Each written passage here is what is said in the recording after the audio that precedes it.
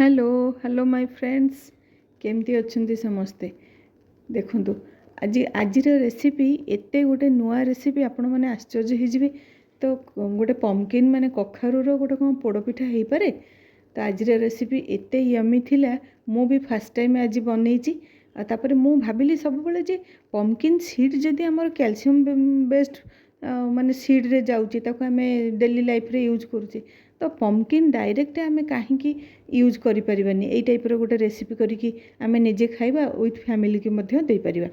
तो चलते एबे स्टार्ट कर दबा। देखो कि एते सॉफ्ट होइथिला आपण माने इमेजिन कर परिबनी एते सॉफ्ट से पिठा होइथिला माने पार्टी रे जेमती तुळा परी मिलई जिवो। मु कौन करिछि पाखापाखी माने एटा हाफ केजी रो माने 500 ग्राम रो कखारु थिला किंतु मो एमती छोटो पीस टे 250 ग्राम रो नेकिरी ताको चोपा छडेकी पीस पीस करी काटी देइछि। पूरा माने चोपा छड़ेकी ता भितर सूता गुड़ाक सब गुड़िक बाहर करदे ना सहीटा अवश्य से ग्राइंडिंग हो किंतु काढ़ीदेले माने भल से सूता गुड़ाक मुझे सब काढ़ी देछि मंजी सूता सब भलसे काढ़ी परिष्कार के धोई देकरी ताकू कौन करछि मैं चॉप्ड कर दूँ माने ताकू काटिदेली।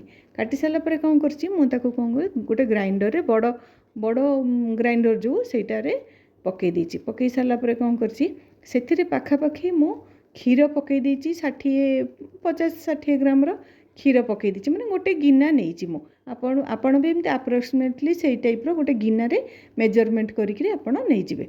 ठीक अच्छे तापर गुड़ पखापाखी नहीं 200 ग्राम रो सब मिसेकरी ताको पूरा फाइन पेस्ट करेंगे टिके भी जमती माने कखारूर टिके भी रहिबनी खंड टाइप रो रहिबनी सब पूरा फाइन पेस्ट करदे। तापर मु कौन कर 2 कप नहीं जाइए आमर सुजी नहीं जाइए तापर गोटे कप आमर अटा नहीं जाइए तापर टेस्ट अकॉर्डिंग मु लुण पकई देछि कहीं कखारूटा टी पाणिचिया परिवाटा टी लुण पकईले ही आ जेकोसी मिठा आइटम करूँ से लुण पकईबे तो टी टेस्टा बहुत बढ़िया आसो। तापर खंड नड़िया और पान मधुरी आ गुजराती गुंड सब पकईकरी कौन कर गोलई देछि। तापर से कौन कर जस्ट मैंने पिंच टू टिके अधिका हम बेकिंग पाउडर मध्य पकई देछि। एपटे कड़ईटा मध्य एपट साइड रे मो गरम कर देइथिली सेथिरे 2 टेबल स्पून घी दे दी गरम कर देछि।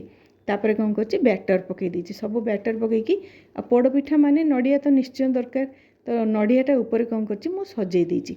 सजई देकी पाखापाखी काले मैंने कखारू रे तैयारी होछु तो पिला माने किए खाइबे कि नहीं सेथिबे मु कौन करछि पुणी आउ टिके गोटे फुल चामच रो गुजराती आ चीनी रो जो पाउडर मो घरे रखिछि ताकू मध्य पकई देछि।